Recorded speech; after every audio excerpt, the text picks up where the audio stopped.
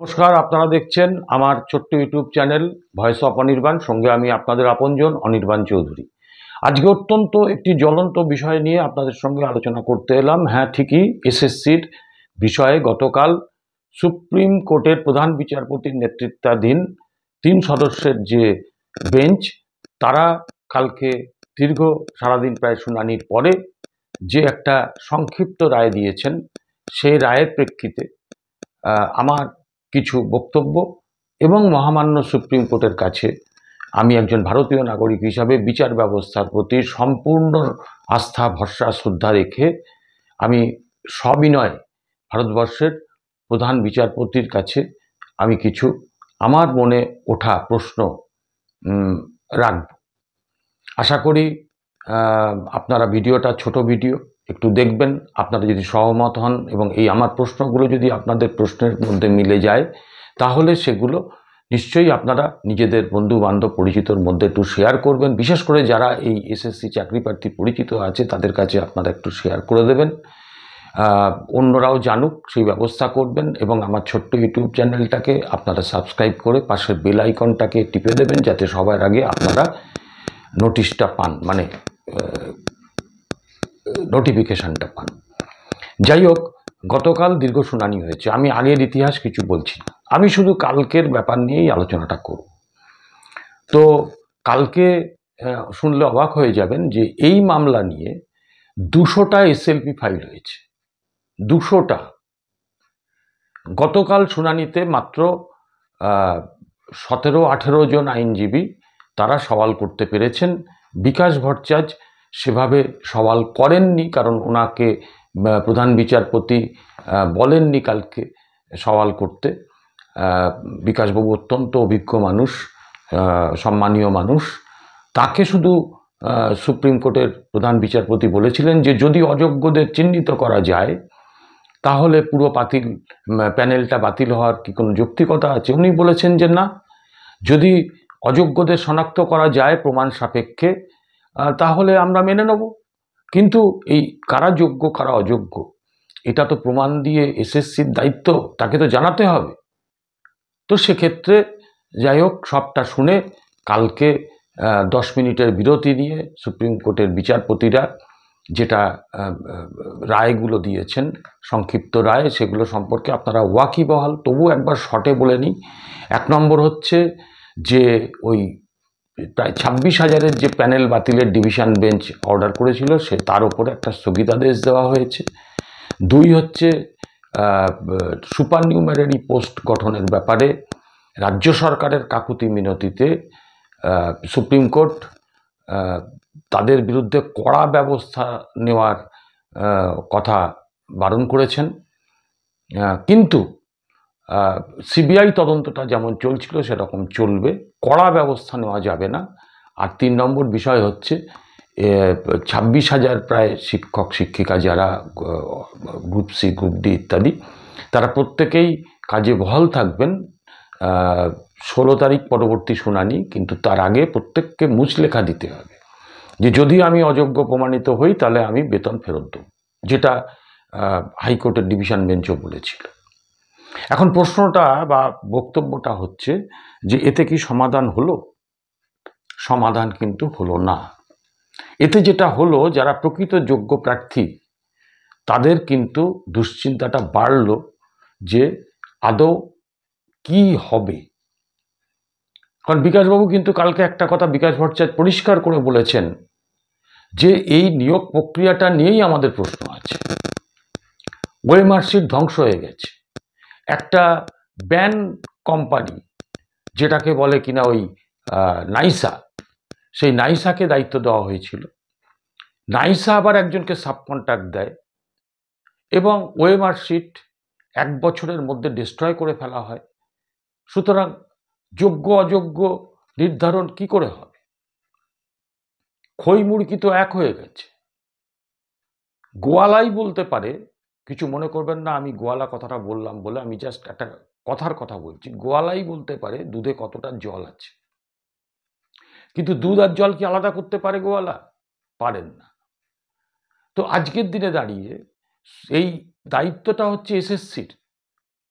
কালকে তারা বাধ্য হয়েছিলেন, হাইকোর্ট 12 বার চাওয়ার পরেও কিন্তু অযোগ্যদের সংখ্যাটা বলতে পারেননি, যদিও মিথ্যা কথা বলেছিলেন পরবর্তীকালে প্রেস কনফারেন্স করে এসএসসির চেয়ারম্যান কপালের ওপরে ওই চশমাটাকে তুলে, যে আমরা হাইকোর্টে হলফনামা আনিয়েছি, কিন্তু আদৌ জানেননি। কালকে সুপ্রিম কোর্টে গিয়ে এসএসসি বাধ্য হলো ওই সিবিআইয়ের তদন্ত করে আপাতত যে সংখ্যাটা বের করেছে ৮,৩২৪ জন, বলছে হ্যাঁ এই কজন হচ্ছে অযোগ্য। এটা তো সিবিআইয়ের এনকোয়ারির রিপোর্ট। আপনাদের বিশ্লেষণটা কোথায়?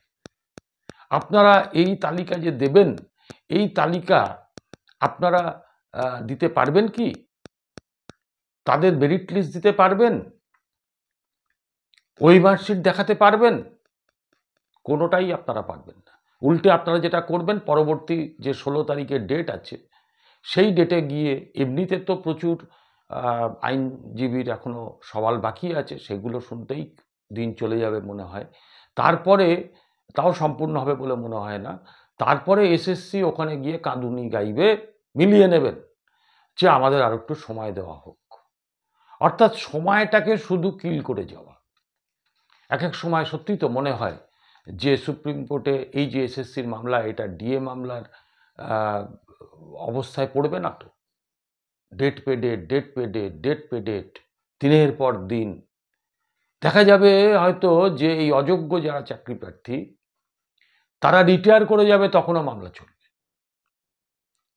তো যাই হোক, আমার এক্ষেত্রে যেটা বক্তব্য, সেটা হচ্ছে যে সুপ্রিম কোর্টের মাননীয় যিনি প্রধান বিচারপতি, তার কাছে সবিনয়ে কতকগুলো প্রশ্ন রাখি। প্রথম কথা হচ্ছে যে অযোগ্যরাও এখন স্টে অর্ডারের ফলে স্কুলে যেতে পারবে। তাহলে আগামী প্রজন্ম যারা শিশুরা, তাদের পড়ানোর দায়িত্ব ওই অযোগ্যরাও পালন করবে। ইতিমধ্যে তো সর্বনাশ তারা করেছে, যারা সাদা খাতা দিয়ে চাকরি পেয়েছে, যারা প্যানেলের বাইরে গিয়ে চাকরি পেয়েছে, যারা প্যানেলের মেয়াদ শেষ হয়ে যাওয়ার পরে চাকরি পেয়েছে, দুর্নীতি করে চাকরি পেয়েছে, টাকা দিয়ে চাকরি পেয়েছে, চাকরি চুরি করেছে হকের চাকরিদাতাদের, প্রাপ্যদের। তো সেই ক্ষেত্রে আজকে সেই সর্বনাশ যেটা করেছে, ইতিমধ্যেই মাধ্যমিক হয়ে গেছে, আজকে উচ্চ মাধ্যমিকের ফল বেরোলো, এর খাতাগুলো দেখেছে কারা? এই সাদা খাতা জমা দেওয়া মাস্টারমশাইরাও তো খাতা দেখেছে। তাহলে তার কতটা পেয়েছে ছাত্রছাত্রীরা? এটা নিয়ে তো একটা প্রশ্ন আছেই।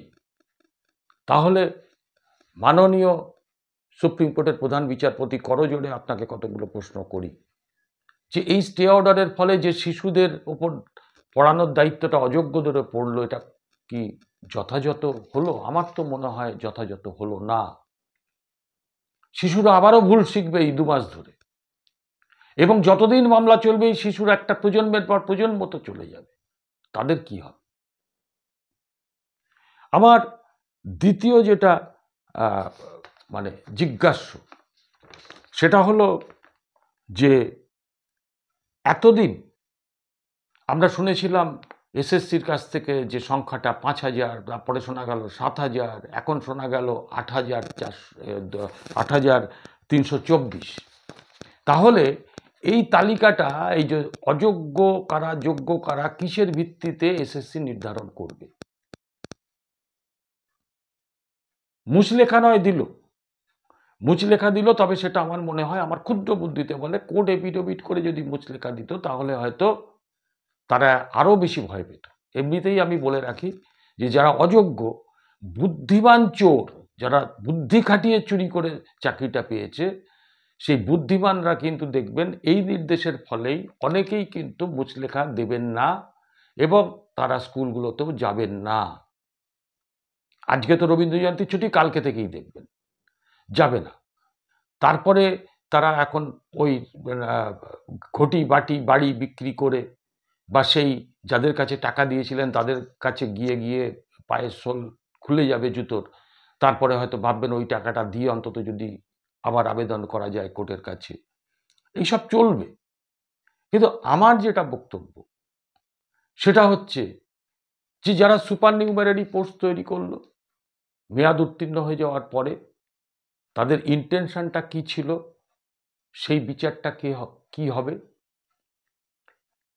আজকে এসএসসির কর্তারা একটা অংশে যারা বিগত দিনের চেয়ারম্যান ছিলেন তারা তো জেলে গড়াগড়ি খাচ্ছেন, কিন্তু বর্তমান যিনি চেয়ারম্যান আছেন, বর্তমান যিনি শিক্ষামন্ত্রী আছেন, তার জেরাটা কি হবে?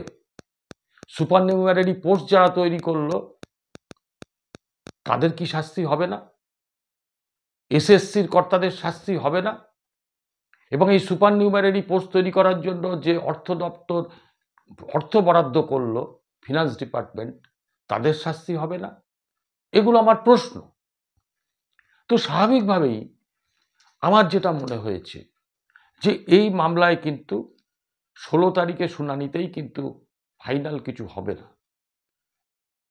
এবং যোগ্য অযোগ্য সবাই মিলে এসএসসি এটা প্রমাণ করতে পারবে না। তালিকা দিলেই তো হলো না, প্রমাণ তো দিতে হবে। বিকাশবাবুরা তো সেদিকে তাকিয়ে আছেন। আজকে আর একটা আমার প্রশ্ন, যে রাজ্য সরকারের যে আইনজীবীরা কাকুতি মিনতি করলো সুপার নিউমারি পোস্ট তৈরি করার ব্যাপারে, আপনি হুজুর ওই একে মন্ত্রিসভা তো সব জেলে চলে যাবে, নির্বাচনের ব্যাপার আছে, স্বাভাবিকভাবেই এটা ওপরে একটু স্থগিতাদেশটাকে করে দিন। মান্যবর বিচারপতি, আপনি ভালো বুঝেছেন, আপনার মতন তো আমরা বুঝি না, আমরা একজন সাধারণ মানুষ। স্টেটা হয়েছে, এইবারে ধরুন দিল্লির যিনি মুখ্যমন্ত্রী অলরেডি অ্যারেস্টেড, তার আইনজীবী যদি গিয়ে এর মধ্যে অ্যাপিল করে আপনার কাছে যে হুজুর আমার ক্লায়েন্ট অরবিন্দ কেজরিওয়াল দিল্লির মুখ্যমন্ত্রী, লোকসভা ভোট, তিনি যে দলের নেতা সেই দলের প্রার্থীরা রয়েছে, তার এটাকে জামিনটাকে দিয়ে দিন, বা তার এই গ্রেপ্তারির ব্যাপারটাকে লিঙ্গার আর করবেন না, সেক্ষেত্রে কি হবে হুজুর? আমি শুধু প্রশ্নগুলো আপনাদের কাছে আপনাদের মাধ্যমে আমি করছি। সুপ্রিম কোর্টের প্রধান বিচারপতির কাছে তার প্রতি যথাযথ সম্মান রেখে, আমার যদি প্রশ্নগুলো ভুল হয় সুপ্রিম কোর্টের বিচারপতিরা সেটা নিশ্চয়ই আমাকে মার্জনা করবেন, ভুল করলেও মার্জনা করবেন, ঠিক বললেও মার্জনা করবেন। আমি তো সেলিব্রিটি নই, আমি তো তথাকথিত প্রভাবশালী নই যে কোর্ট কেউ কিনে নিয়েছে, বিচারপতিরা বিক্রি হয়ে গেছে, এসব কথা তো আমি বলতে পারি না, আমি বলবো না। একজন ভারতীয় নাগরিক, বিচার ব্যবস্থার প্রতি আমার আস্থা আছে, বিচারপতিদের প্রতি সম্মান আছে, আইনের সঙ্গে যুক্ত যারা তাদের প্রত্যেকের প্রতি সম্মান বিশ্বাস আছে, আমি এ কথা বলতে পারি না। কিন্তু প্রশ্নগুলো তো একজন ভারতীয় নাগরিক হিসেবে করা যায়। তাহলে এই যোগ্য অযোগ্য যদি নির্ধারিত না হয়, তাহলে অযোগ্যরা কতদিন ধরে কটা প্রজন্মকে শেষ করবেন? এই প্রশ্নটা আপনাদের কাছে আমার রইল। তবে এইটুকু বলে দিই যে এই যে বিষয়টা এত তাড়াতাড়ি কিন্তু মিটবে বলে আমার মনে হয় না। যে কোনো সময় এই প্যানেলও বাতিল হয়ে যেতে পারে, এই ব্যাপারটাও কিন্তু কোর্ট খোলা রেখেছে, বা যারা আইন বিশারদ তারা বলছেন প্যানেলটা একসময় বাতিলও হয়ে যেতে পারে।